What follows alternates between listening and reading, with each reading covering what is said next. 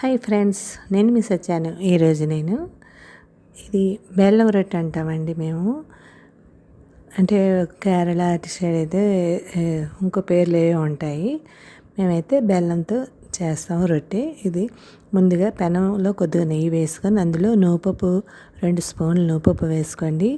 అలాగే 3-4 స్పూన్లు కొబ్బరి కూర వేసుకోండి. వేసుకొని వేయించేసుకొని పక్కన పెట్టుకోండి.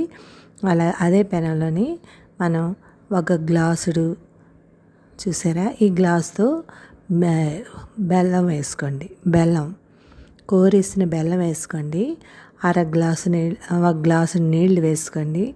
ఏ గ్లాస్ తోటి వేసుకున్నామో ఆ గ్లాస్ తోటి బెల్లము నీళ్ళు వేసుకొని మరగనివ్వాలి. ఇలా మరగాలండి. మరిగాక మనం ఏ గ్లాస్తో నీళ్ళు వేసుకున్నామో అదే గ్లాస్తో పిండి కూడా అంతేనండి. బియ్యం పిండి అంటే బియ్యం నానబెట్టేసి పిండి